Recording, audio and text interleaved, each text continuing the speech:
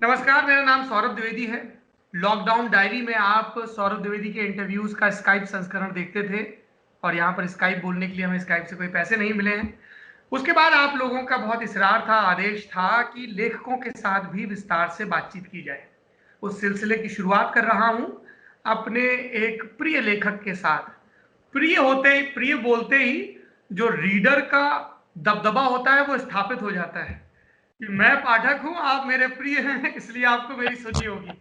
आज के हमारे इस एपिसोड के मेहमान हैं हमारे दोस्त और हिंदुस्तान के जाने माने कथाकार अमीश त्रिपाठी। अमीश, बहुत बहुत स्वागत है आपका। नमस्ते। नमस्ते, बहुत बहुत धन्यवाद आपके प्रोग्राम में आमंत्रित करने के लिए। अच्छा, अमीश के परिचयों में एक नया परिचय ये जुड़ा है कि अमीश इन दिनों लंदन में नेहरू सेंटर के डायरेक्टर हैं। ये भारत सरकार का आर्ट के लिहाज से, कल्चर के लिहाज से पूरी दुनिया का सबसे बड़ा सेंटर है। जो लोग भारत के ज्योग्राफिया से वाकिफ हैं, वो जो रोल भारत में ब्रिटिश काउंसिल का होता है, लगभग वैसा ही रोल नेहरू सेंटर का लंदन में है, यूनाइटेड किंगडम में है। और पर ये इसी रोल तक महदूद नहीं है जो हमारा और अमीश का पहला परिचय है। पाठक और राइटर का परिचय वो तो है ही। शिवत्रयी लिखी है, immortals of Meluha, secrets of Naga और ओथ ऑफ वायुपुत्रा। और उसके बाद अब रामचंद्र सीरीज लिख रहे हैं जिसमें 3 किताबें आ चुकी हैं। पहली भगवान राम पर, दूसरी सीता पर और तीसरी रावण पर। और तीनों कहानियां अब एक जगह मिल चुकी हैं, तो हम सबको करोड़ों पाठकों की तरह इंतजार है कि आगे क्या होगा। पर फिलहाल तो हमने आपसे ही पूछा था, दर्शकों से पूछा था कि आप अमीश से क्या सवाल पूछना चाहेंगे। तो उन सवालों की शुरुआत करते हैं। अमीश जी, तैयार हैं आप? एकदम तैयार है। चलिए, ये कंप्यूटर जी वो क्या कहते हैं, अमिताभ बच्चन जी जो कहते हैं शुरू किया जाए खेल। शुरू किया जाए।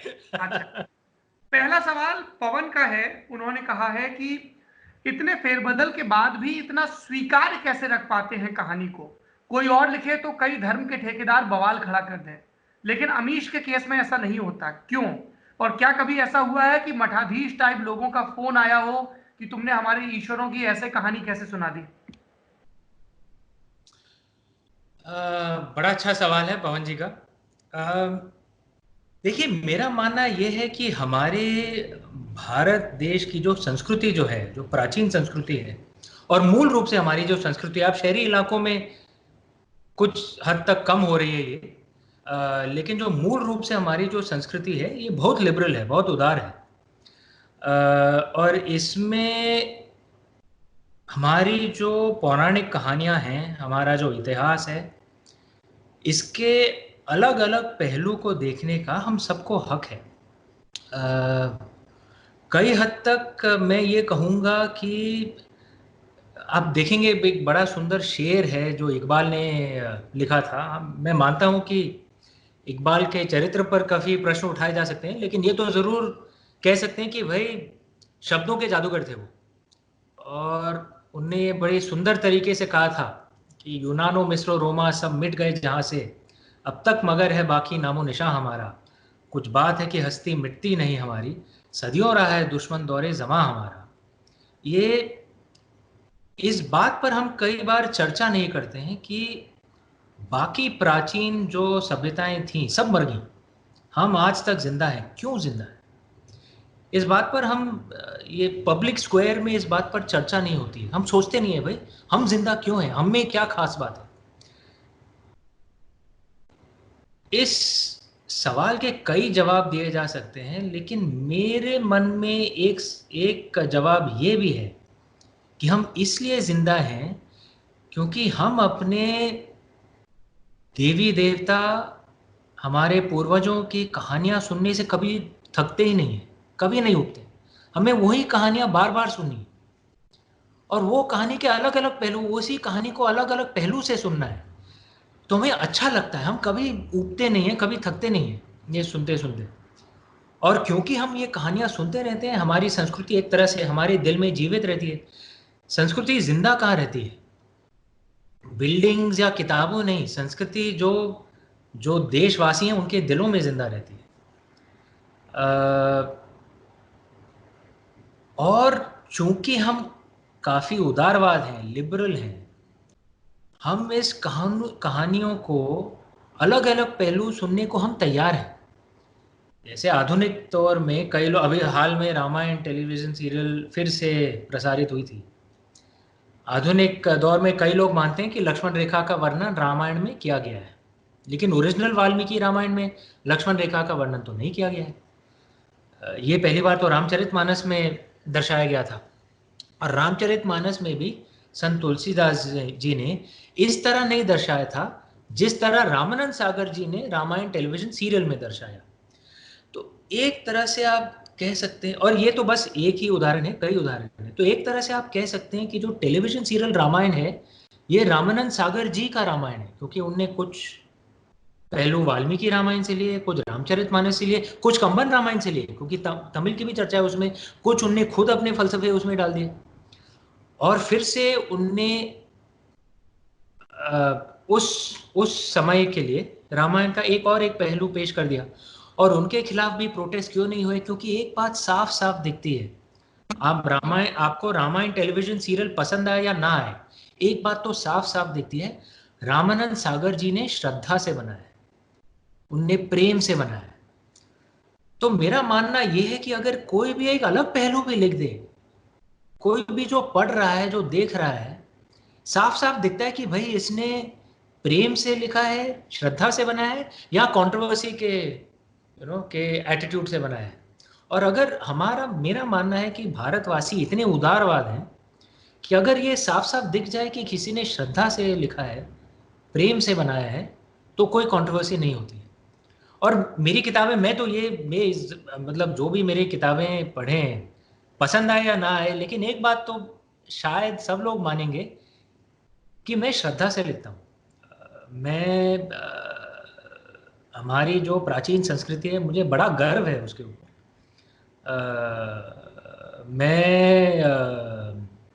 मैं आस्तिक हूँ, मैं शिव जी की आराधना करता हूँ रोज़ सुबह, प्रभु श्री राम की इज़्ज़त करता हूँ, देवी देवताओं को मानता हूँ हमारे जो हैं। तो चूँकि मैं इज़्ज़त से लिखता हूँ, प्रेम से लिखता हूँ, श्रद्धा से लिखता हूँ, तो कंट्रोवर्सी तो होगी नहीं।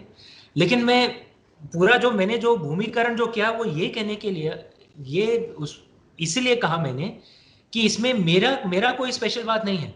ये स्पेशल बात भारत में कि हम लोग अलग अलग, हम इतने उदारवाद हैं, हम अलग अलग पहलू सुनने को तैयार हैं, बशर्ते जो भी पेश की जाए वो इज्जत से की जाए, श्रद्धा से की जाए, प्रेम से की जाए।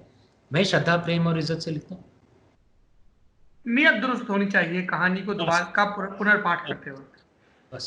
एक यूपी वाले भैया नाम के ट्विटर यूजर हैं, उनका भी सवाल है कि कई लोगों को लगता है कि भारतीय संस्कृति रूढ़वादी है। कई लोग कहते हैं कि भगवान के स्वरूप से कोई समझौता नहीं हो सकता। लेकिन आप जब हमारे आराध्य शिव या राम को प्रस्तुत करते हैं, तब वो जो हमारे मन में कहानी है उससे इतर है, वो एक नई व्याख्या है, लेकिन वो स्वीकार हो जाती है। पर कई दूसरे कला माध्यमों में ऐसा नहीं दिखता, जैसे पद्मावत का उदाहरण दिया गया। भाई जायसी का महाकाव्य है, जायसी ने जैसे लिखा वैसे उसको पेश किया गया, लेकिन कई लोगों ने उसको अपनी जाति की आन बान शान से जोड़ लिया, मार पिटाई की, सेट पे तोड़फोड़ कर दी। एक तो यूपी वाले भैया जी, यूपी वाले भैया तो हम भी हैं। जी। हमारा भी, मतलब जो पिताजी का जो परिवार है मूल रूप से काशी का है। बनारस। हाँ जी, बनारस का। बाबा जी हमारे विश्वनाथ जी में पंडित थे और बीएचयू में पढ़ाई करते थे।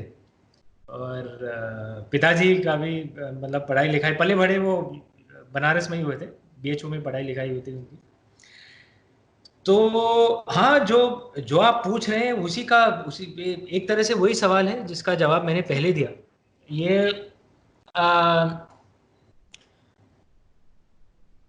एक तो जिस तरह से पेश की जाए, अगर नियत सही हो, इज्जत से लिखी जाए या पेश की जाए, तो फिर इसमें कठिनाई नहीं होती है। दूसरी बात मैं हरदम ये कहूँगा कि आप देखेंगे जिन जिन कहानियों में बवाल भी होता है हमारे भारत देश में, ज़्यादा से ज़्यादा क्या होगा, तब कोई आके कांच तोड़ देगा या थप्पड़ मार देगा, ज़्यादा से ज़्यादा यही होता है। मैं ये नहीं कह रहा हूँ कि ये होना चाहिए, लेकिन ज़्यादा से ज़्यादा यही होता है।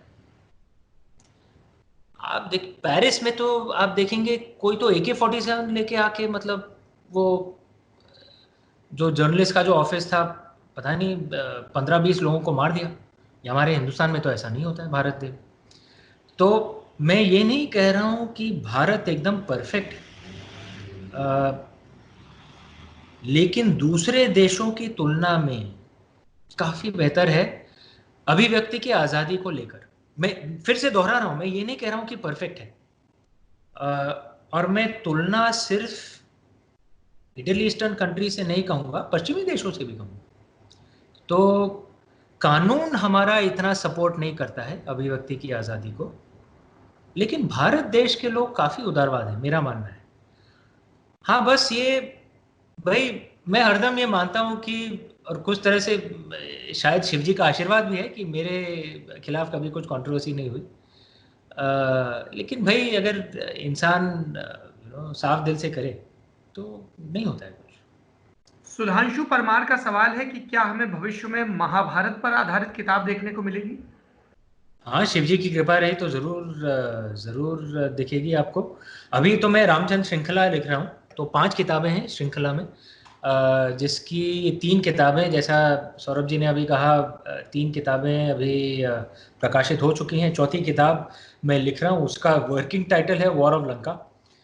तो लिख रहा हूँ मैं, और जैसे ही 5वीं किताब ख़त्म हो जाए तो शायद इसके बाद जो श्रृंखला होगी मेरी, जो सीरीज़ होगी, शायद वो महाभारत पर आधारित होगी। लेकिन आपने तो कहा था कि आप हमें रुद्र की कहानी सुनाएंगे, और अभी तो पूरी जिंदगी बाकी है, अभी तो मैं सिर्फ 45 उम्र का हूँ। जी जी जी। विशाल शर्मा का सवाल है अमीश की, आपकी किताबें जब पढ़ते हैं तो इतना खूबसूरत विजुअल बनता है, जी लेकिन जो एक और विजुअल मीडियम है फिल्म का, किसी जी। नॉवेल पर फिल्म अभी तक नहीं आई है, इतना बड़ा कैनवस होने के बावजूद और सब कुछ। नहीं, आप सही कह रहे हैं, और ये नहीं कि भाई हमने प्रयत्न नहीं किया है, डील्स तो हुए हैं, किसी कारणवश बनी नहीं है अभी तक पिक्चर। मैं हरदम ये मानता हूँ कि भाई हर किताब की एक भाई किताब की भी किस्मत होती है। जब शिवजी चाहेंगे तब पिक्चर बन जाएगी। हम प्रयत्न तो कर रहे हैं। एक और डील की अभी चर्चा हो रही है। पहले हमारे जो मित्र हैं करण जौहर जी, उनसे चर्चा हुई थी, डील भी हुआ था, किसी कारणवश वो नहीं बना, तो राइट्स अभी वापस आ गए हैं, और दूसरी डील की चर्चा हो रही है, देखते हैं क्या होता है। लेकिन भाई जब शिवजी का आदेश होगा तब तो ज़रूर बन जाएगा। ऐसी कोई बड़े से कैनवस की बने, जैसे जीओटी वगैरह बना ना, लॉर्ड ऑफ द रिंग्स बना, हाँ, वैसा ही बनना जीओटी चाहिए। बना, वैसा बड़ा स्केल हो। करेक्ट, वो स्केल वैसा बड़ा होना चाहिए, मतलब देख के सिर्फ आनंद नहीं, थोड़ा गर्व भी महसूस हो कि भाई ये हमारी सभ्यता की ये जो पिक्चर बने या सीरीज बने, देख के लगे कि हाँ यार, ये शिव जी के महिमा के अनुकूल है, इतना विशाल, इतना ग्रैंड होना चाहिए। भाई प्रयत्न तो मैं जरूर करूंगा, आगे सब सब शिव जी जो चाहेंगे वही होगा। सुमित प्रताप सिंह का सवाल है, what's his motivation to write most of books, his most of books are based on mythology. तो जी, क्या अमीश हमेशा माइथोलॉजी पर ही लिखेंगे, अभी जॉनर फिक्स हो गया है, या कभी उसके इतर भी कोई फिक्शन आ सकता है? मतलब आप हमसे कुछ कैंपस रोमांस नॉवेल की कुछ आशा कर रहे हैं? ये मैं अपने सवालों को बिल्कुल अपने तक सीमित रख के सिर्फ दर्शक के सवाल आपकी तरफ उछाल रहा हूँ।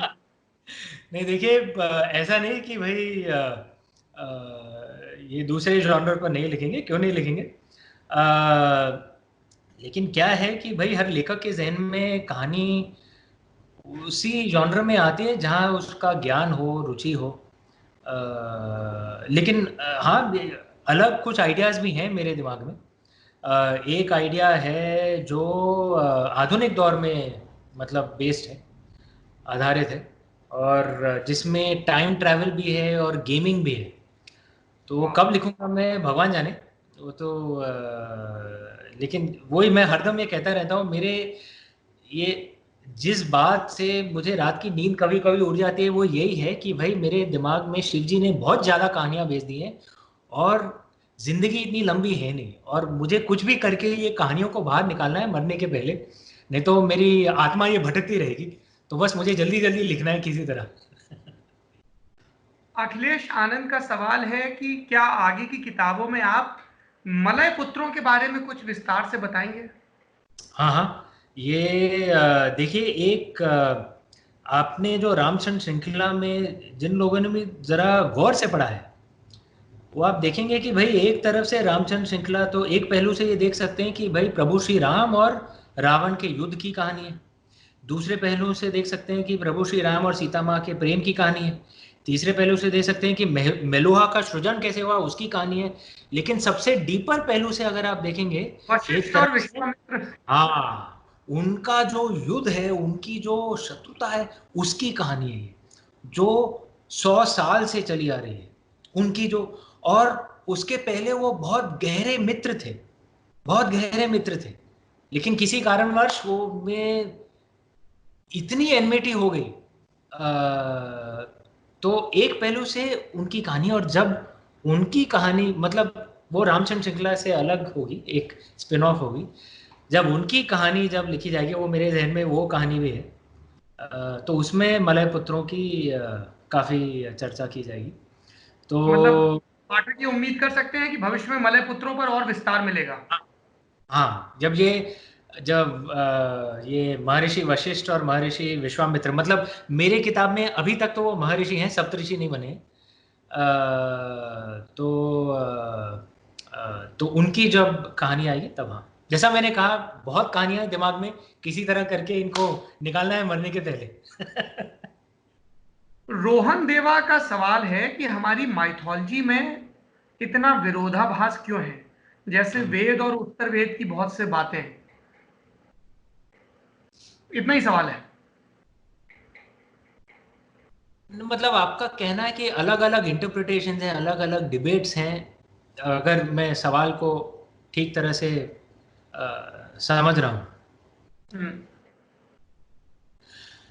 भाई इसका कारण ये है कि आप देखेंगे, हमारे हमारी जो संस्कृति जो है, ये फेथ के ऊपर आधारित नहीं है, अंधविश्वास के ऊपर आधारित नहीं है। इसका आधार ये नहीं है हमारी संस्कृति का कि भगवान ने आके कह दिया ये सत्य है, और अगर तुम इसे नहीं मानोगे तो तुम नरक या जहन्नुम में जाओगे। ये हमारी संस्कृति का आधार नहीं है। हमारी संस्कृति का आधार ये है कि भाई हमें खोज करना है, सत्य का खोज करना है। जो देवी देवता जो आएंगे, वो इस खोज में हमारी मदद करते हैं बस, लेकिन खोज हमें करना है एक तरह से। ये एक बुनियाद है हमारी संस्कृति का। इसलिए हमारे संस्कृति में, ऋग्वेद में भी कहा गया है कि एकम सत्य विप्रा बहुधा वदंती, कि सत्य जी। एक है, लेकिन जो जो वाइज जो हैं, वो सत्य को अलग अलग पहलू से पेश करते हैं। तो हर किसी को अपना सत्य ढूंढने का हक है। हक ही नहीं, वो उसका स्वधर्म भी है। और अगर ये होगा तो भाई विरोधाभास तो होगा, डिबेट्स होंगे, अलग अलग पहलू होंगे, और किसी को हक नहीं बनता दूसरे को कहने का कि भाई मेरा सत्य सत्य है, तुम्हारा सत्य असत्य है, और तुम नर्क जाओगे। किसी को हक नहीं बनता ये कहने का हमारे देश में।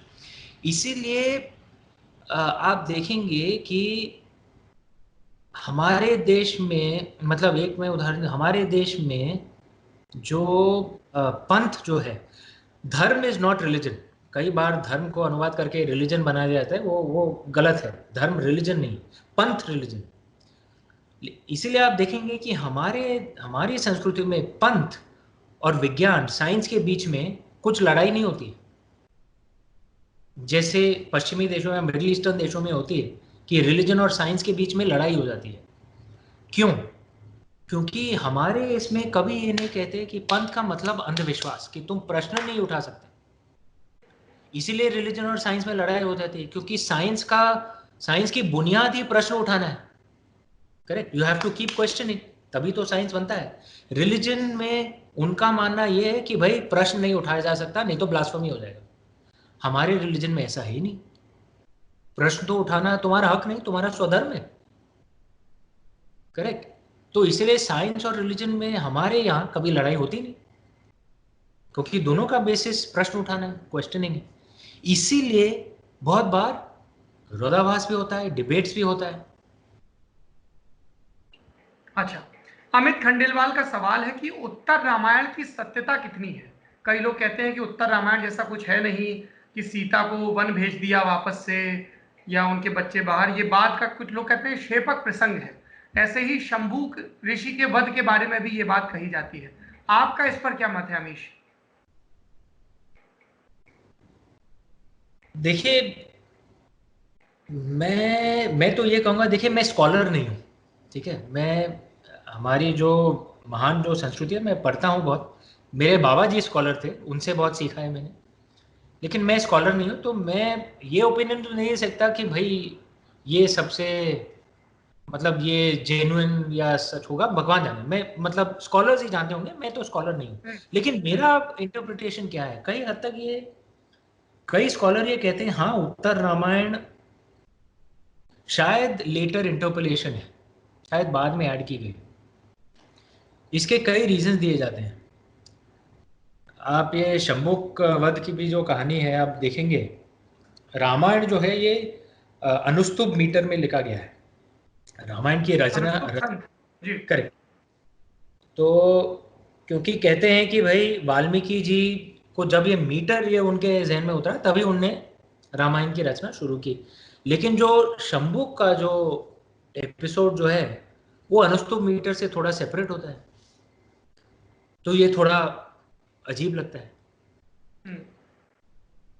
तो ये बस एक उदाहरण है, कई ऐसे उदाहरण हैं जिसके बेसिस पर कई जो स्कॉलर्स हैं, जो पंडित जो आप कह सकते हैं, वो कहते हैं कि शायद उत्तर रामायण बाद में ऐड की गई और ये ओरिजिनल वाल्मीकि रामायण का शायद भाग नहीं था।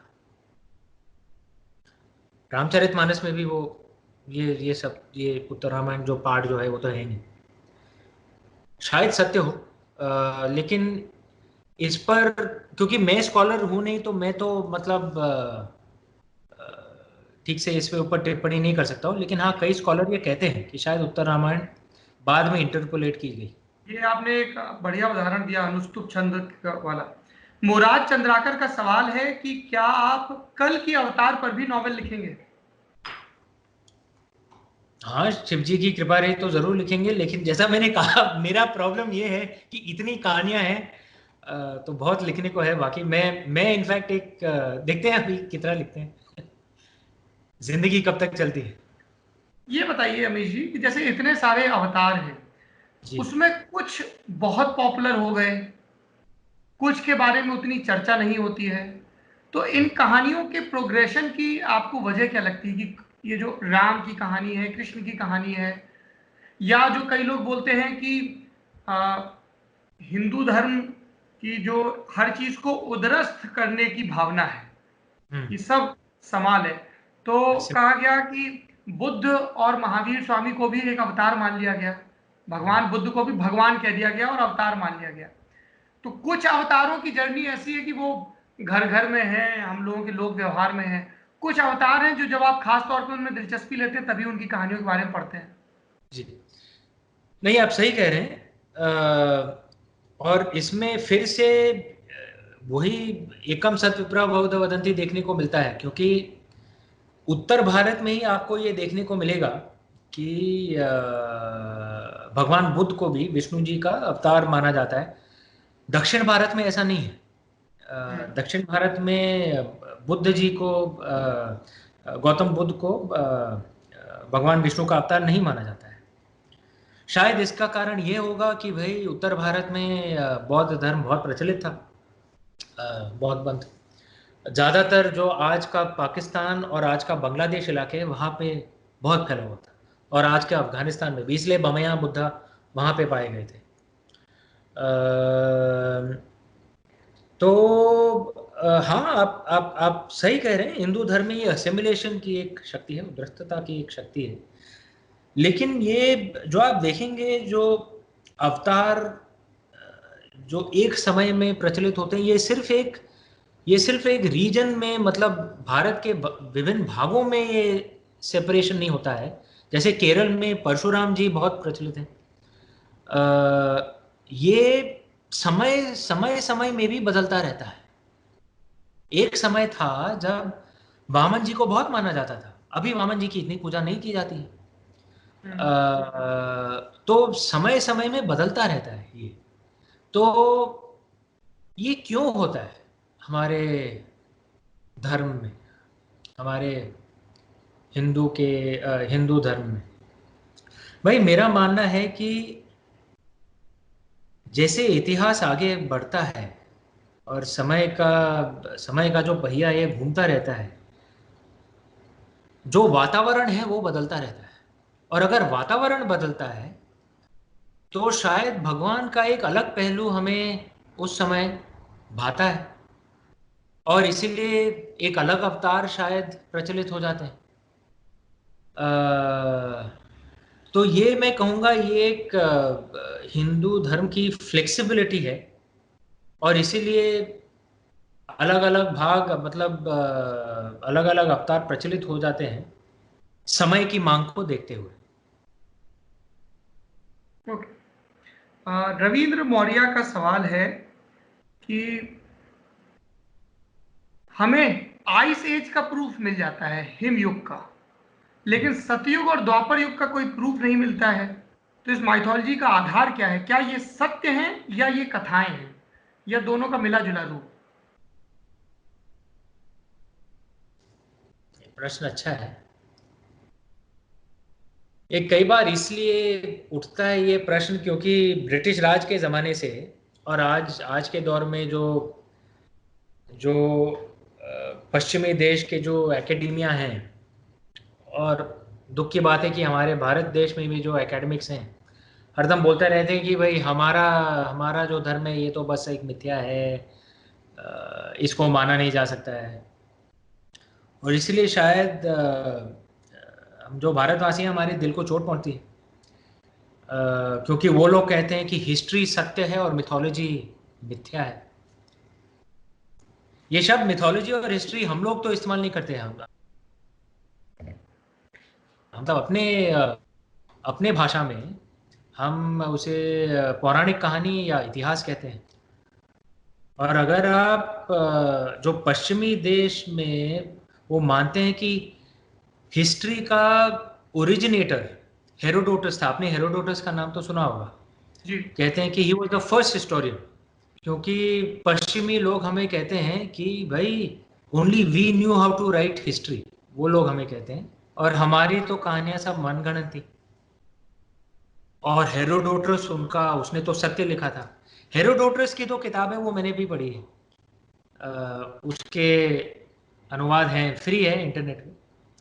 तो हेरोडोटस ने कुछ बात ऐसे लिखी हैं जो सत्य दिखती हैं, और उसने अपनी किताब में ये भी लिखी है कि भारत देश में जो हाथी जो थे वो अपने कानों के द्वारा उड़ सकते थे। बताइए, हेरोडोटस ने ये लिखा है। और पश्चिमी लोग, पश्चिमी जो एकेडमिक्स हैं, हमें कहते हैं हेरोडोटस तो हिस्ट्री का संस्थापक है, उसके पहले हिस्ट्री तो था ही नहीं।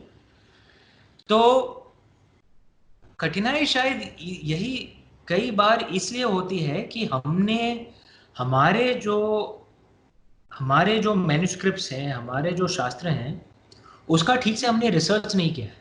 कठिनाई वहीं पे होती है। अगर आपको सबूत चाहिए, हमें सबूत चाहिए, तो हमारे जो साइंटिस्ट हैं, इन शास्त्रों को पढ़ना पड़ेगा और रिसर्च करना पड़ेगा। वो हम करते हैं नहीं। तो कई पश्चिमी लोग, और जैसा मैंने कहा हमारे खुद के भी जो एस्टेब्लिशमेंट एकेडमिक्स हैं, कहते हैं कि हमारे जो भारतीय जो पूर्वज थे वो तो कुछ लिखते थे ही नहीं, हमारी तो ओरल कल्चर थी। एकदम बकवास बात है ये। जो हैंड रिटन मैन्यूस्क्रिप्ट्स, जो नॉन प्रिंटिंग प्रेस मैन्यूस्क्रिप्ट्स हमारे भारत देश में आज तक, मतलब नालंदा यूनिवर्सिटी जो ध्वस्त हो गया, तक्षशिला, उसमें पता नहीं कितने मैन्यूस्क्रिप्ट्स जल गए। उसमें उज्जैन यूनिवर्सिटी, महोदयपुरम, कितने यूनिवर्सिटीज थे हमारे, सब जल गए। सब बर्बाद हो गए पिछले 1000 साल में। तो बहुत मैन्युस्क्रिप्ट वहां पे खो गए। फिर भी आज तक according to the national manuscript mission कम से कम 30 से 35 लाख हैंड रिटन मैन्युस्क्रिप्ट आज भी भारत देश में हैं। 30 से 35 लाख, ये पूरे प्राचीन दुनिया टोटल उससे ज्यादा है। जैसे ancient Greek hand written manuscript सिर्फ करीब 20,000 है, सोचिए 20,000, हेरोडोटस उनमें से एक।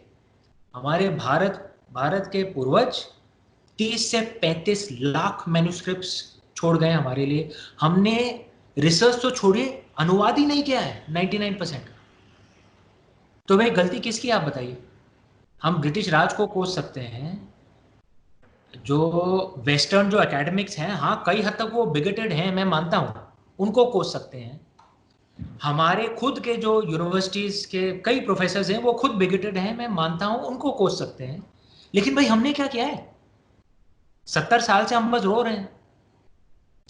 कोई रोक रहा है हमें रिसर्च करने से? कोई रोक रहा है हमें एनालिसिस करने से? अंग्रेज तो 70 साल पहले चले गए। तो मैं ये कहूंगा कि गलती हमारी है कि हमने इसका रिसर्च नहीं किया है। साइंटिफिक प्रूफ मिल सकता है उससे। जैसे मैं ये नहीं कह रहा कि हर बात, कुछ देखिए कुछ कहानियां जैसे हेरोडोटस की भी टेक्स्ट में वो आ गए था कि भाई हाथी अपने कानों के साथ उड़ रहा है। हमारी कहानियों में भी, हमारे इतिहास में भी हाँ ऐसे कुछ बातें आ गई होंगी, लेकिन इसका मतलब ये नहीं कि उसमें कुछ प्रूफ नहीं है। जो स्काई का जो डिस्क्रिप्शन है, जो इवेंट्स जो दिखाए गए थे स्टार्स का, कुछ लोगों ने उसकी एनालिसिस की है जिसके मुताबिक रामायण कम से कम 5,000 साल पुरानी है। तो ये एक एनालिसिस हुआ, ऐसे कई एनालिसिस किए जा सकते हैं जिससे हमें प्रूफ मिल सकता है, सबूत मिल सकता है सत्य का। लेकिन दुख की बात यह है कि हम लोग ये करते हैं नहीं। तो गलती किसकी हुई है? गलती तो हमारी हुई। और हमें अपने सरकार पर ये दबाव, मैंने इस बात पर कई बार लिखा है कि हमें अपने सरकार के ऊपर दबाव डालना चाहिए। हमारी शिक्षा प्रणाली बदली जाए, हमारे जो पुराने शास्त्र हैं इनके साइंटिफिक एनालिसिस की जाए, करना चाहिए। कौन रोक रहा है हमें? अगर हम करेंगे तो ऐसा थोड़ी कि अंग्रेज की महारानी आके प्रगति मैदान पे प्रोटेस्ट शुरू कर देगी कि भाई ब्रिटिश राज के ज़माने में हमने ये रिसर्च रोक दिया था, तुम्हें क्या हक बनता है ये रिसर्च करने का? वो थोड़ी करेंगी। कौन रोक रहा है हमें रिसर्च करने से?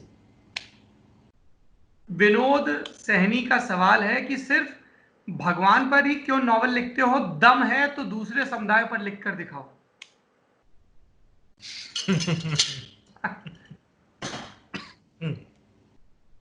जी देखिए जैसे मैंने अभी अभी पहले सवाल में कहा था कि मैं लिखता उस विषय पे हूँ जहाँ पे मेरी श्रद्धा है।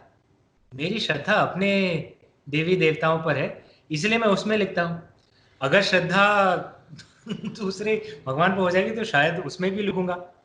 लेकिन जहाँ पे मेरी श्रद्धा है, जहाँ पे मेरी रुचि है, मैं उसी पे लिखता हूँ। अमीश, इस तरह के लोगों से हमारा भी खूब पाला पड़ता है कि हम एक खबर दिखाते हैं तो दम है तो उस पर दिखाओ, दम है तो उस पर, ऐसे बहुत सारे लोग मिलते हैं। सो एनीवे, मैं जी मैं मैं हरदम ओम नमः शिवाय कड़ा पहनता हूँ, रुद्राक्ष माला पहनता हूँ, रोज सुबह महामृत्युंजय जप करता हूँ।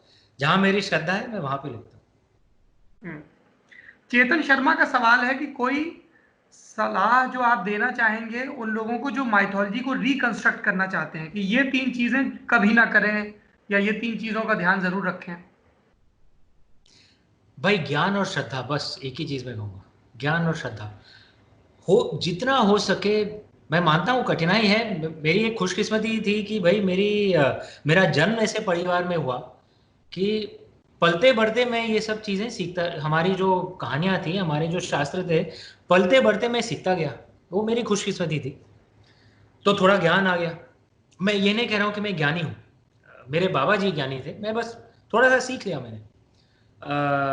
जितना हो सके पढ़िए, और लिखें तो श्रद्धा से लिखें, प्रेम से लिखें, इज्जत से लिखें, बस। आगे फिर किताब चले ना चले वो तो भगवान के ऊपर है, वो तो शिव जी के ऊपर है। श्वेता सिंह का कहना है कि आपकी रिसर्च मेथोडोलॉजी क्या है, क्योंकि इंटरनेट पे जैसे हम देखते हैं तो आर्यों और द्रविड़ों के बारे में बहुत सारी कॉन्ट्रडिक्टरी थ्योरीज मिलती हैं। तो जब आप किसी टॉपिक पर रिसर्च करते हैं तो फिल्टर क्या लगाते हैं, ये श्रद्धा और इन चीज़ों के अतिरिक्त, स्टोरी के फ्लो को लेके, फैक्ट को लेके? मैं पढ़ता बहुत हूँ और जब मैं पढ़ रहा हूँ तो मैं कुछ फिल्टर नहीं लगाता हूँ। मेरा मानना ये है कि भाई जितना सीख सकें सीख लें।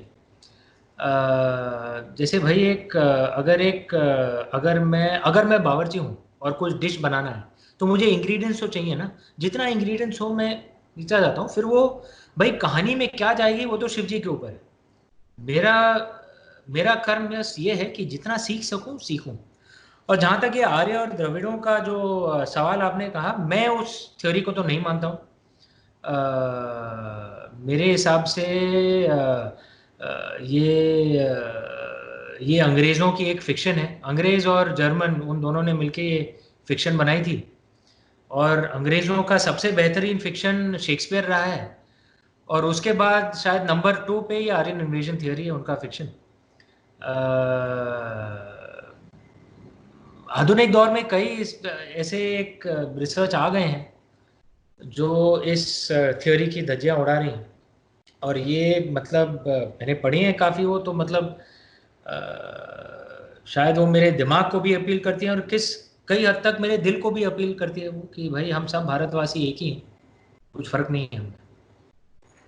Amish, if I remember correctly, आपने शिवा ट्रिलॉजी में भी और रामचंद्र सीरीज में भी ये जो आर्य और द्रविड़ डिवाइड है, सुर असुर का, बहुत सारी चीजों का डिवाइड, उस पर संवाद करने की कोशिश की। क्योंकि जब हम नागाज के बारे में पढ़ते हैं, जी वो जो प्रचलित सभ्यता है, समाज है, उससे बाहर वन में है, या अभी ये जो राम और रावण के जरिए जो दो संस्कृतियां दिखाने की कोशिश की जा रही है और जी उनके कनेक्टिंग पॉइंट्स, वो भी एक आपका अटेम्प्ट है क्या?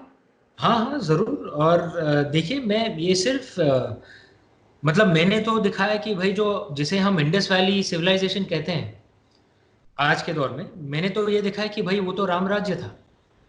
उसकी रचना प्रभु श्री राम ने की थी। ये शिवा ट्रिलॉजी में तो और रामचंद्र सीरीज में मैंने वही दिखाया है। और आप देखेंगे जैसे मतलब अ, तमिलनाडु में का सबसे महान जो डिनेस्टी रहा है वो तो चोल डिनेस्टी रहा है, चोला।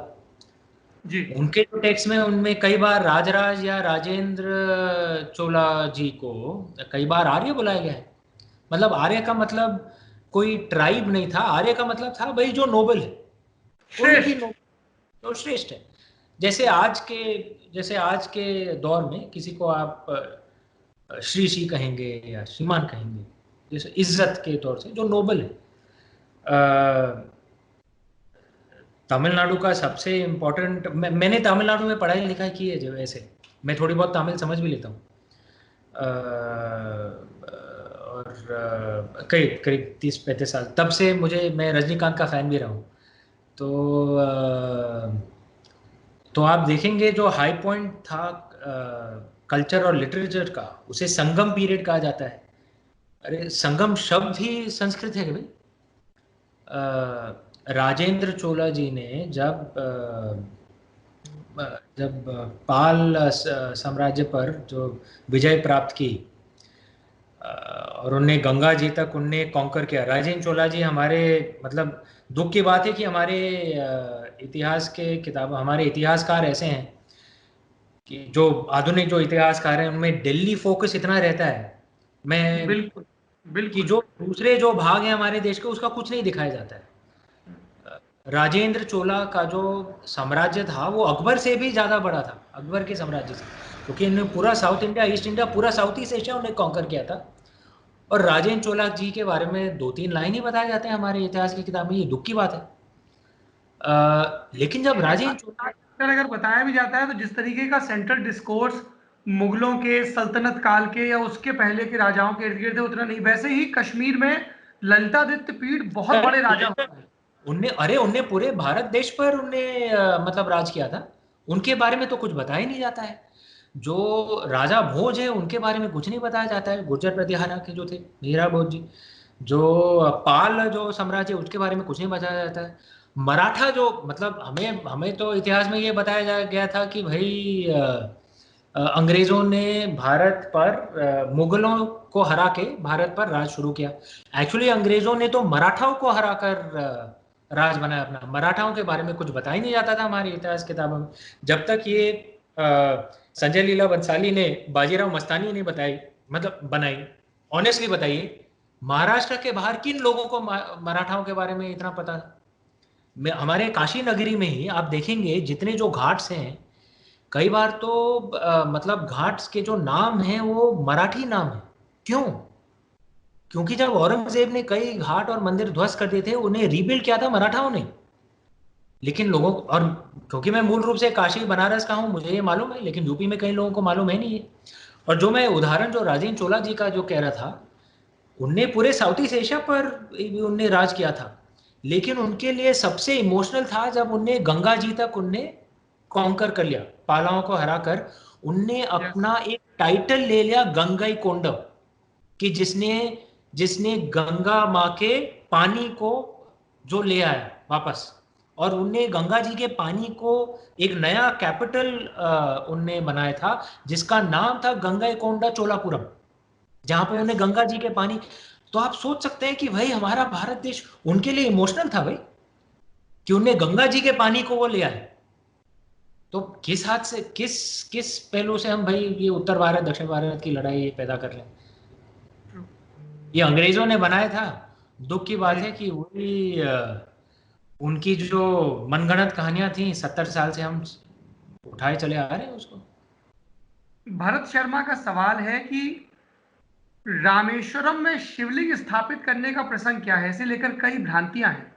जी हाँ, ये जैसा मैंने कहा, रामायण के कई वर्णन है। वाल्मीकि जी कोई मतलब कहते हैं कि वाल्मीकि जी ने खुद ने ही 3 रामायण की रचना की थी, वाल्मीकि रामायण, आनंद रामायण और अद्भुत रामायण, और जिनमें अलग अलग है। और कई रामायण ऐसे, कंबन रामायण जो तमिल वर्जन है, रामचरितमानस तो मतलब सिर्फ 400 साल पुराना है, जो उत्तर भारत में सबसे जो प्रचलित है। कई ऐसे हैं, रामायण दर्शनम बहुत हैं, कन्नड़ा वगैरह।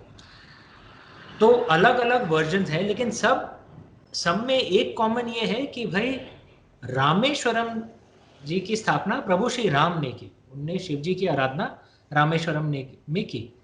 लेकिन इसके अलग अलग इंटरप्रिटेशन हैं। एक इंटरप्रिटेशन ये है कि लंका जाने के पहले प्रभु श्री राम ने वहाँ पे शिव जी की आराधना की, शिवलिंग को रामेश्वरम में। और कुछ कहानियां ये कहती हैं कि रावण वध के बाद, रावण को हरा के जब वो वापस आ रहे थे, तब उनने रामेश्वरम में शिव जी की पूजा की। तो मतलब वर्जन्स अलग हैं, लेकिन सब ये मानते हैं, मतलब जहाँ तक मैंने पढ़ा है, सब ये मानते हैं कि रामेश्वरम प्रभु श्री राम ने ही स्थापित किया उसे, इसलिए उस शिव जी के मंदिर को रामेश्वरम कहते हैं। जी। आयशा का सवाल है कि आप जो लिखते हैं उसमें कितने फीसदी सच लिखने की कोशिश करते हैं, और मतलब क्या आप अपने मन से भी कोई कैरेक्टर इंट्रोड्यूस कर देते हैं, या जिनका जिक्र मिलता है उन्हीं का आप विस्तार करते हैं? बड़ा अच्छा सवाल है आयशा जी। भाई अगर आप मेरे दिल से पूछे तो मेरे दिल के हिसाब से तो ये 100% सत्य है। लेकिन संसार के मापदंड से पूछे तो उसका उत्तर तो शिव जी ही दे सकते हैं, कि उसमें कितना सत्य है कितना ये है, वो तो शिव जी ही जाने। मुझे मेरे दिल को जो सही लगता है मैं वही लिखता हूँ बस, और दिल में तो शिव जी ही भेजते हैं जो कहानी है। अनुभा सिंह का सवाल है कि सीता का, रामायण सीरियल में सीता का किरदार निभाने वाली जो एक्ट्रेस हैं दीपिका, जी। उन्होंने हाल में कहा कि सीता दुनिया की पहली सिंगल मदर है। हम्म। क्या आप इससे सहमत हैं? क्या ये सही वर्गीकरण है? फेमिनिस्ट अप्रोच के आज के चर्चित शब्दों में सीता और किन किन शब्दों को परिभाषित करती है?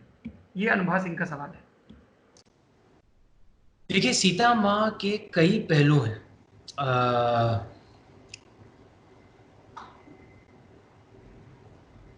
जहाँ तक दीपिका जी का सवाल है, मैं उनकी बहुत इज्जत करता हूँ, लेकिन देखिए, रामायण जो है ये त्रेता युग की कहानी है।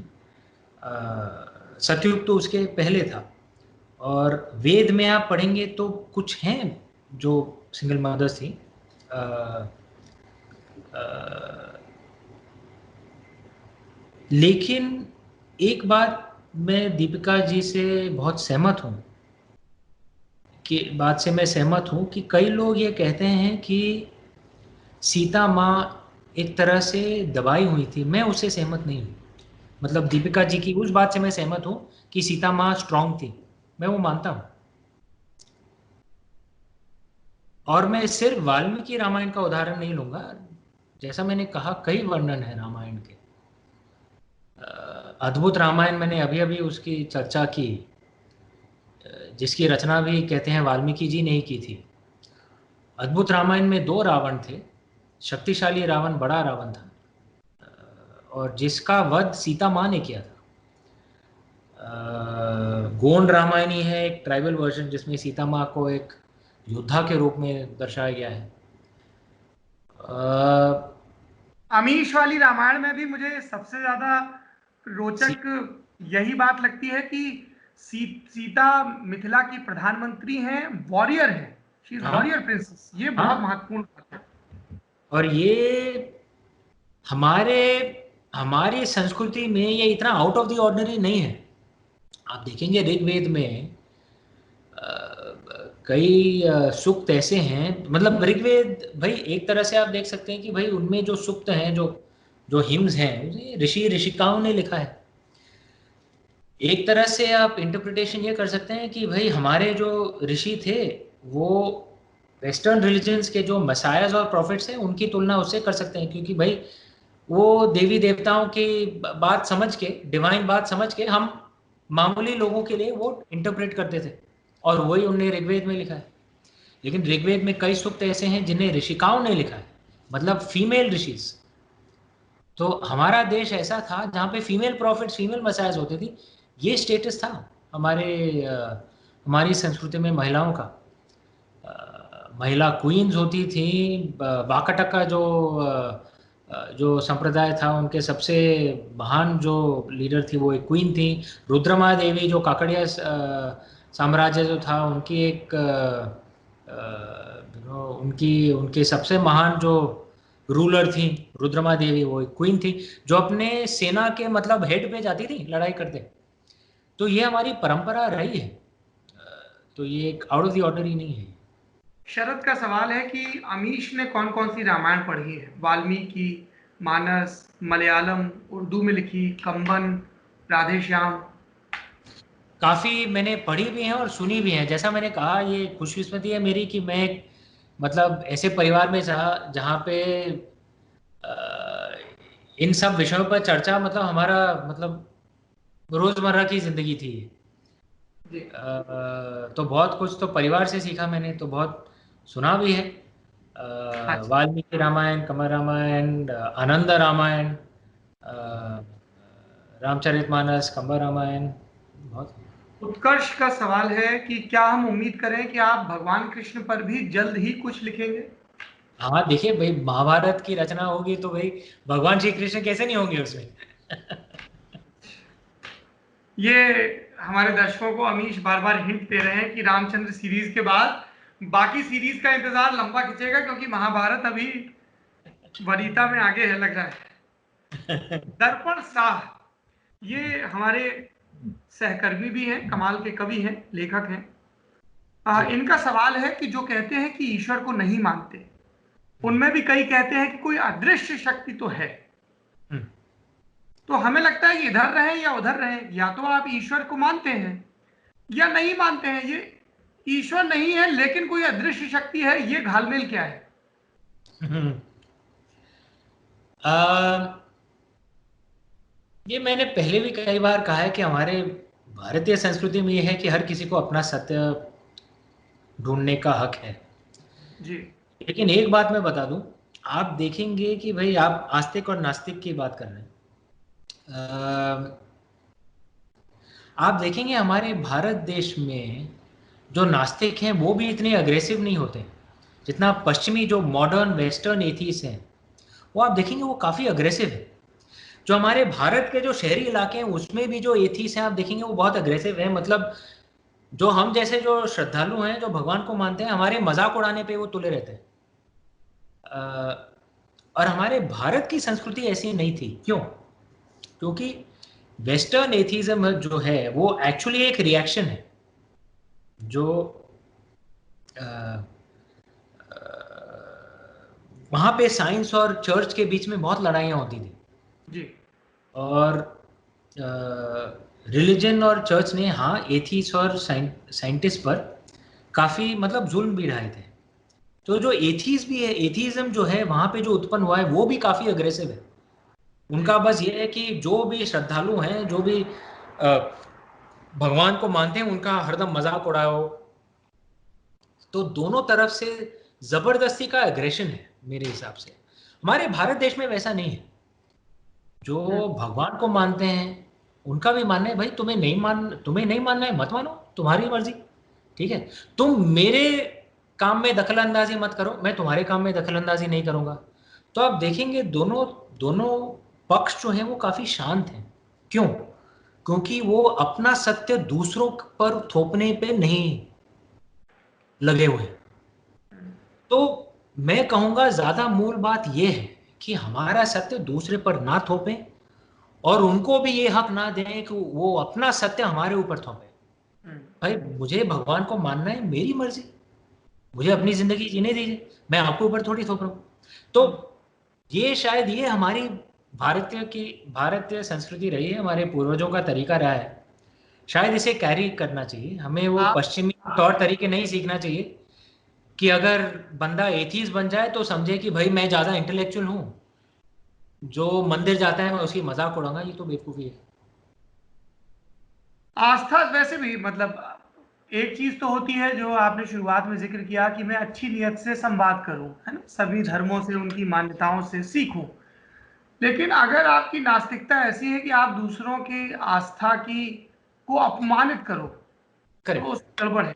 और आप ये मुझे बता रहे थे, मुझे ध्यान आ रहा था, वाल्मीकि रामायण में ये बाकायदा जिक्र है कि दशरथ के एक मंत्री थे, वो नास्तिक थे।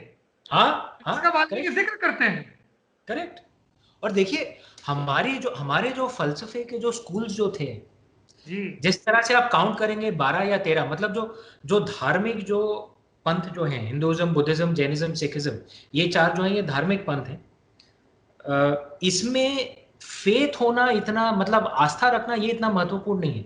कॉमन जो चीज़ें हैं वो धर्म कर्म का जो साइकिल है, रीइंकार्नेशन, ये चीज़ें ज़्यादा इंपॉर्टेंट हैं। और जो हमारे जो स्कूल्स हैं इन चार पंथों में, आप देखेंगे इनमें तो कई फिलोसफी स्कूल्स तो मतलब आधुनिक तौर से, आधुनिक मापदंड से आप नापेंगे तो वो नास्तिक हैं। सांख्या, मीमांसा, ये तो भगवान को नहीं मानते, करेक्ट, लेकिन हिंदू हैं। बौद्ध, जैन, ये भगवान को नहीं मानते लेकिन धार्मिक हैं, करेक्ट। तो इसमें कोई, चारवाक, ये भी भगवान को नहीं मानते। तो इसमें कुछ मतलब ये नहीं मानते थे कि भाई ये कोई गलत बात कर रहे हैं। ये कॉमन चीज ये रहती थी सब धार्मिक स्कूल्स में कि आप कर्मा धर्मा को मान रहे हैं, आप रीइंकार्नेशन को मान रहे हैं। दो ज्यादा common things. Okay. Ragini Tiwari का सवाल है कि आपने एक बार कहा था कि भारत देश की परंपरा है कि आप लिबरल होकर भी धार्मिक हो सकते हैं, लेकिन आजकल लोग लिबरल शब्द को गाली की तरह इस्तेमाल करते हैं। इस पर आप क्या सोचते हैं? जैसे आज की तारीख में अगर मैं ये कहूँ कि अगर कोई भी व्यक्ति किसी के धर्म की बुराई करता है, उसके धर्म को नीचा दिखाने की कोशिश करता है, तो मैं उसे अपने धर्म का हितैषी नहीं मानूंगा। मेरे धर्म का हितैषी वो नहीं जो दूसरे के धर्म को पे पत्थर फेंके, थूके, गालियां दे। मेरे धर्म का हितैषी वो है जो मेरे पुरखों की लिखी किताबें हैं, उनकी लिखी स्थापनाएं, उनके साथ निरंतर संवाद करे। लेकिन जब आप ये बात पब्लिक प्लेटफॉर्म पे कहते हैं तो आपको लिबरल कह के खारिज करने की कोशिश की जाती है। देखिए, ये थोड़ी दुख की बात है कि ये जो शब्द लिबरल है, ये, हाँ, आज के भारत में काफ़ी नेगेटिव बन गया है, स्पेशली आम आदमियों में। कुछ हद तक मैं ये भी कहूँगा कि जो हमारे जो एलीट लिबरल्स हैं, जी। शायद गलती उनकी भी है। बिल्कुल है। क्योंकि देखिए, अगर आप लिबरल हों, अगर आप खुद को लिबरल मान रहे हैं,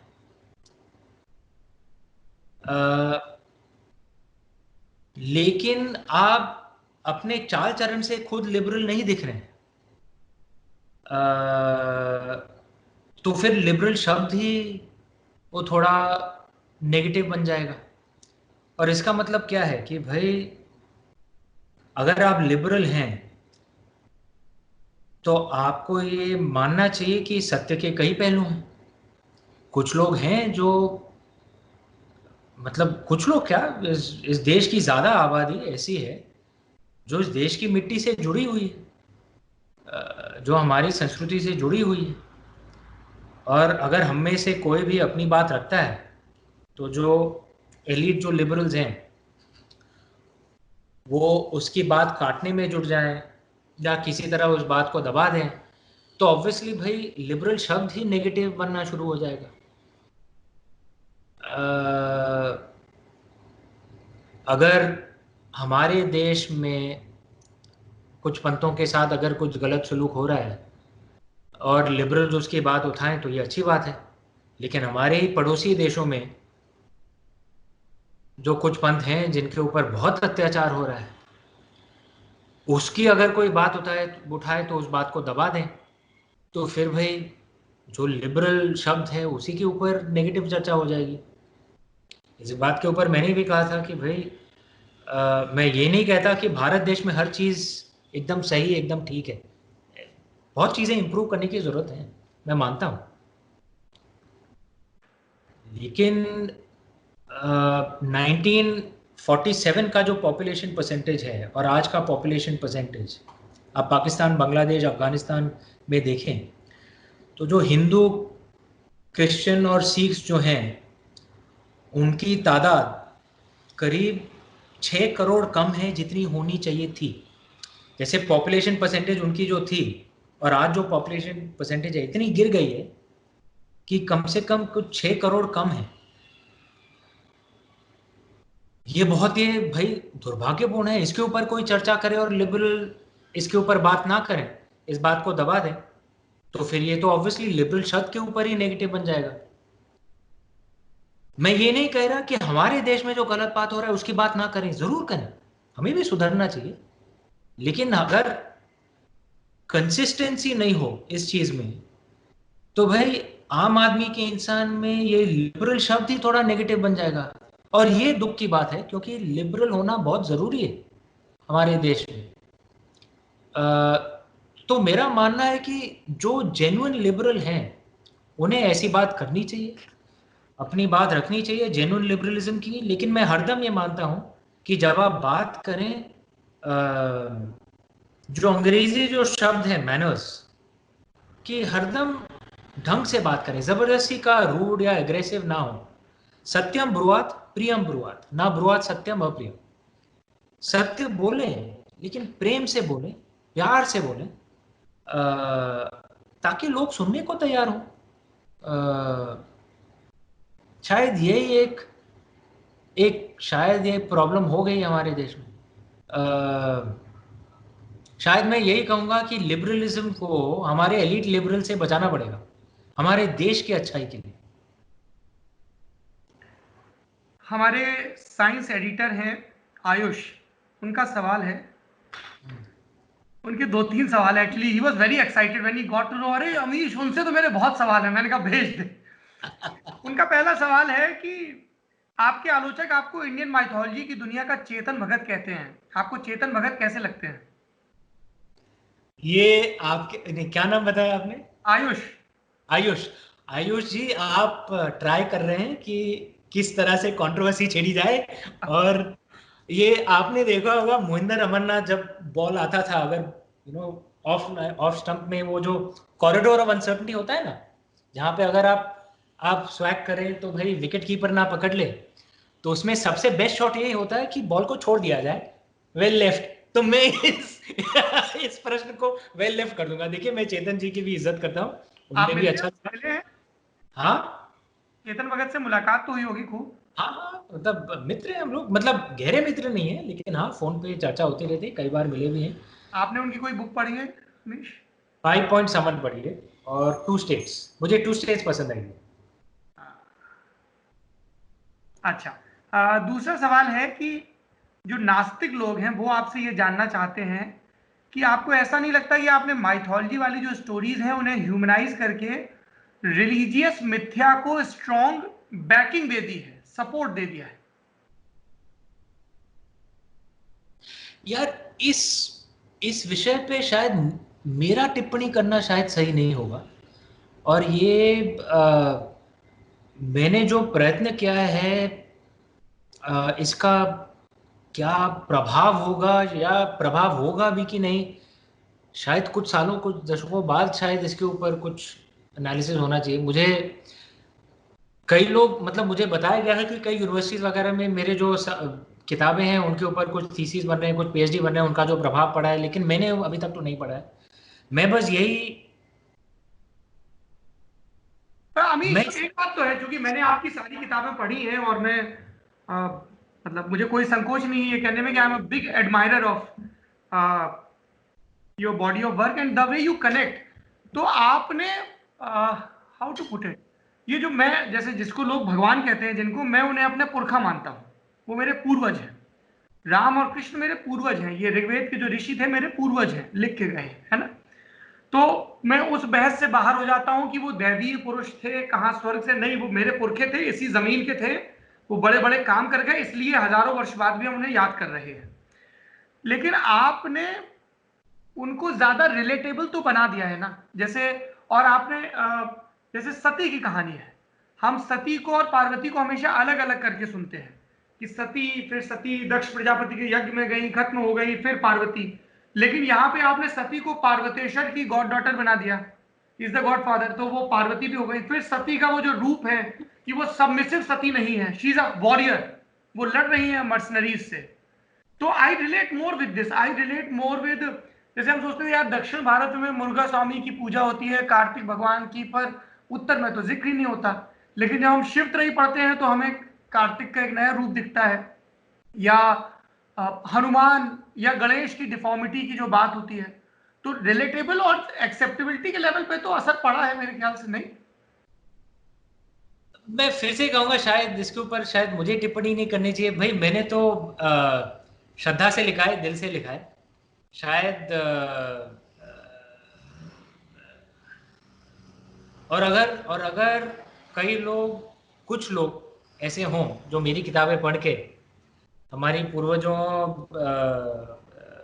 में उनकी रुचि बढ़ जाए, या हमारे जो देवी देवता हैं उनमें श्रद्धा बढ़ जाए, तो भाई मैं अपने आप को खुशकिस्मत समझूंगा। बस ये एक छोटा सा प्रयत्न है मेरा। बस एक आखिरी सवाल जो उनकी तरफ से आया है, कि आपकी राइटिंग में हमने ये देखा है कि जो मॉडर्न इंडिया की कुछ प्रॉब्लम्स हैं उनके जी। जवाब आप माइथोलॉजी के जरिए देने की कोशिश करते हैं, जैसे जलीकट्टू या दिल्ली गैंगरेप का प्रकरण आप लाते हैं, और उसमें कैसे राम और भरत का द्वंद्व और न्याय की जो अलग अलग परिभाषाएं हैं, राज्य, न्याय, नीति, तो ये क्या आपको न्यूज पढ़ते हुए आइडिया आते हैं, मॉडर्न डिस्कोर्स को देखते हुए कि यार इसको मैं पुराने सेटअप में लेके जाऊं और फिर एड्रेस करूं? ये हरदम, मतलब हमारे पूर्वजों की ये प्रथा रही है कि कहानियां में हरदम कुछ फलसफा होना चाहिए।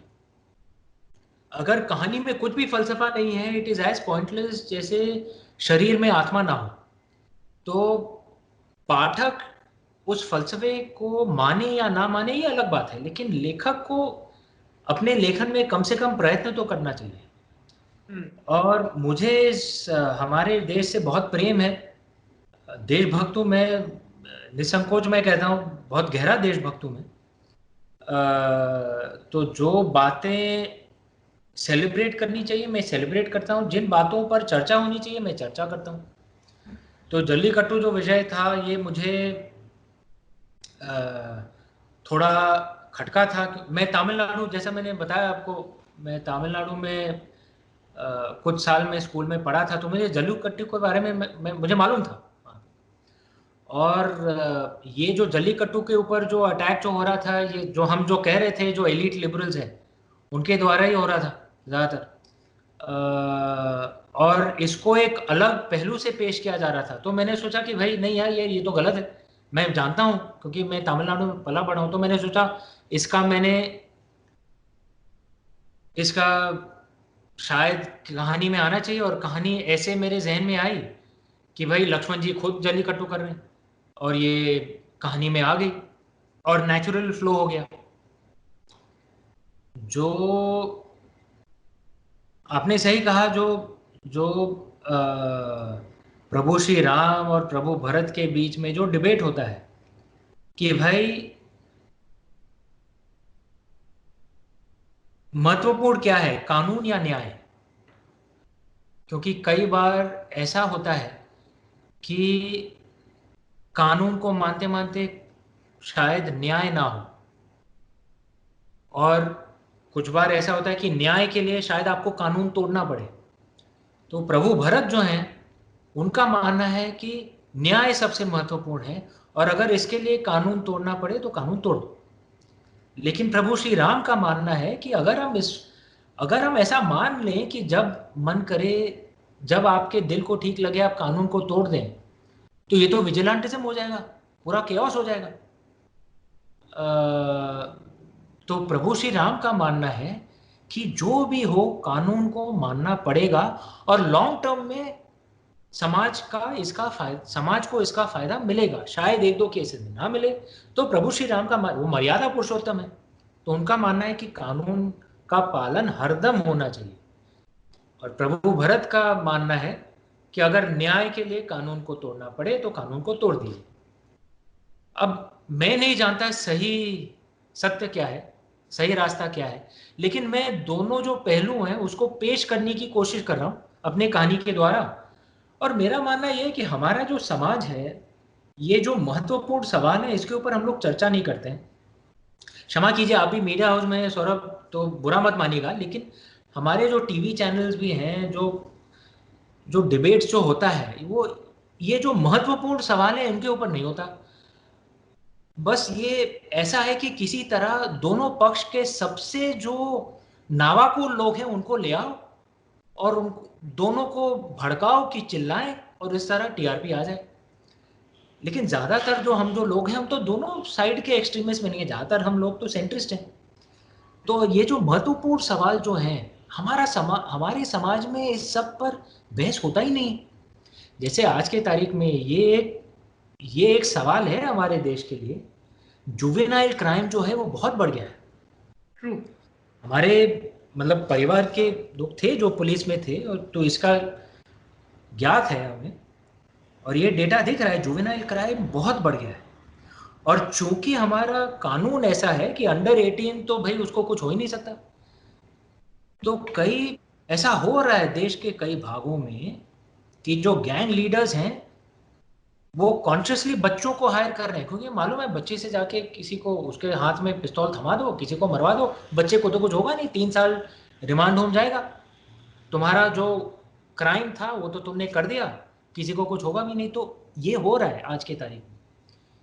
तो भाई इस विषय पर चर्चा होनी चाहिए कि नहीं होनी चाहिए, कि भाई क्या करें इसका, क्या कानून को बदला जाए या कुछ समाज सुधार किया जाए। लेकिन ये जो महत्वपूर्ण विषय हैं इनके ऊपर चर्चा होती है नहीं।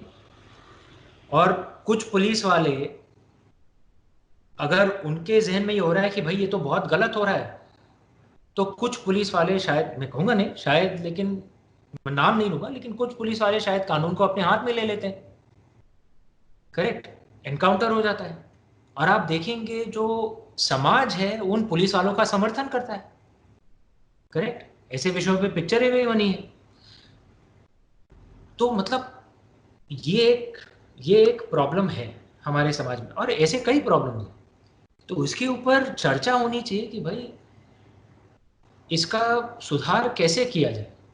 तो मैं अपनी किताबों के द्वारा ऐसे, ये जो मेरे हिसाब से जो सामाजिक जो प्रॉब्लम्स हैं उनके कुछ पहलू पेश करने की कोशिश करता हूँ। लेकिन अच्छा ये भी होगा कि हमारे जो भी पब्लिक प्लेटफॉर्म्स हैं, मीडिया, लिटफेस्ट, इन सब में ऐसे बातों की चर्चा की जाए, ताकि समाज, देखिए हम तो गणतंत्र हैं, नहीं हम तो डेमोक्रेसी हैं, राजनेता तो वही करेंगे जो जनता उनसे मांगेगी।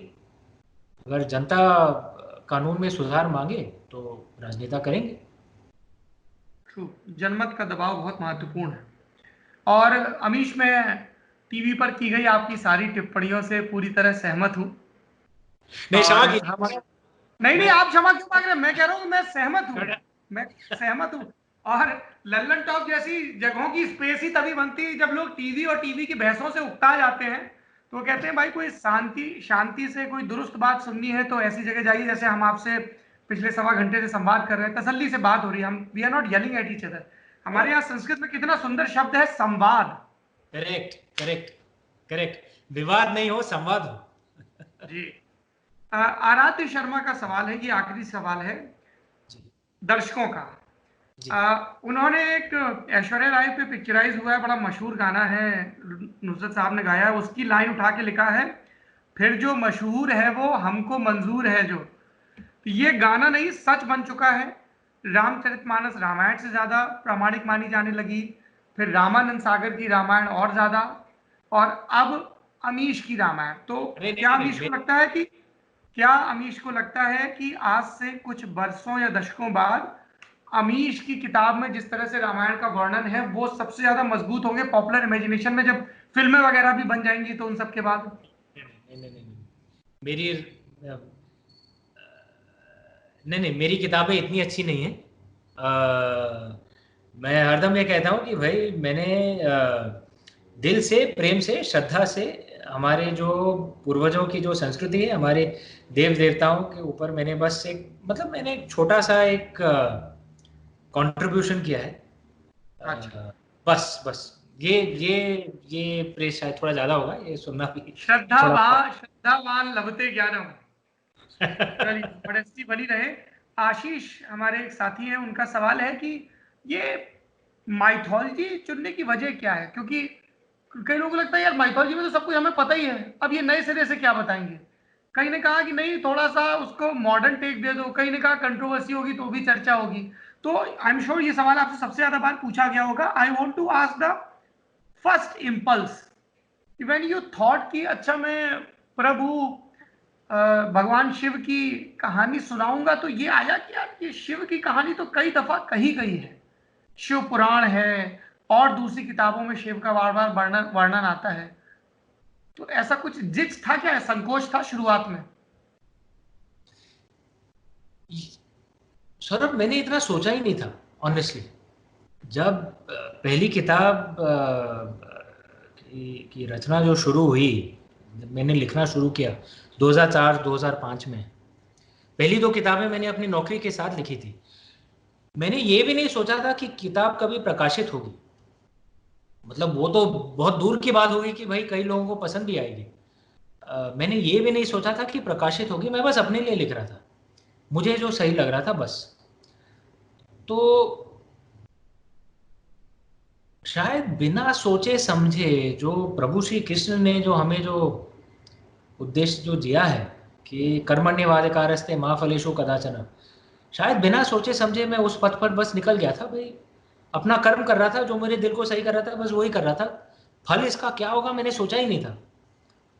और मेरा मानना है कि अगर हम किस तरह किसी भी तरह जिंदगी को ऐसे अगर जी पाए, मैं ये नहीं कह रहा कि मैं 100% ऐसी जिंदगी जी रहा हूँ, लेकिन शिव जी ने हाथ पकड़कर शायद ये इस रास्ते में थोड़ा ऐसा लगा दिया है कि जब मैं किताब लिखता हूँ मैं किसी और के बारे में नहीं सोचता कि किताब अब भी आज भी कि किताब चलेगी नहीं चलेगी, किसी को पसंद आएगी नहीं, मैं कुछ नहीं सोचता। मेरे दिल को जो सही लगता है मैं बस वही लिखता हूँ। और इससे जो आनंद मिलता है, हम कई बार जो जो प्रभु श्री कृष्ण ने हमें जो कहा था कर्मण्येवाधिकारस्ते मा फलेषु कदाचन, इसका इंटरप्रिटेशन हम कई बार थोड़ा पेसिमिस्टिक कर देते हैं, फेटलिस्ट बन जाते हैं कि भाई हमारे हाथ में तो कुछ है ही नहीं, फल तो प्रभु के हाथ में। कृष्ण जी वो नहीं कह रहे थे, वो कह रहे थे कि भाई अगर तुम्हारे मन में फल की इच्छा ना हो, तुम फल के बारे में सोच ही नहीं रहे हो, सक्सेस मिले या फेलियर मिले तुम्हें कुछ फर्क नहीं पड़ता, तो तुम तो अनस्टॉपेबल बन गए, तुम्हें कौन रोकेगा। क्योंकि अगर देखिए, अगर आपको हार का सामना करना पड़े तो वो भी कई बार आपके रास्ते में बाधा बन जाता है, क्योंकि भाई दिल में इतना डिमोटिवेशन घुस जाता है कि आप रुक ही जाते हैं। लेकिन कई बार लोग समझते नहीं है, success is more dangerous than failure. कई बार जीत कई बार आपको एकदम मतलब आपके मन में घमंड भर देता है आप, and that is negative, it destroys your life. आपने देखा होगा कई लोग ऐसे होंगे जो वन हिट वंडर्स होते हैं, उनकी बस एक गाना बहुत प्रचलित हो जाएगा, एक किताब बहुत प्रचलित हो जाएगा, उसके बाद उनका, लेखक भी हैं ऐसे, एक किताब बहुत ही उम्दा थी, उसके बाद पूरा लोगों ने उनको चने के झाड़ पे चढ़ा दिया और ईगो उनकी इतनी की भूल गए।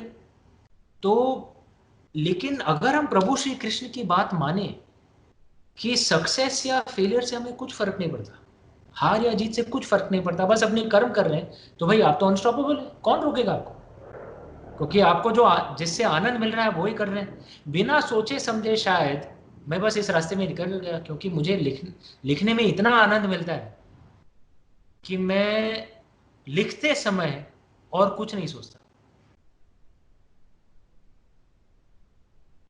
चलिए, ये तो दर्शकों के सवाल थे। मेरा सवाल ये है कि इट्स अ कंडीशनल क्वेश्चन कि अगर आपको अतीत में जाके किसी एक चरित्र से संवाद का मौका मिले तो वो चरित्र कौन सा होगा?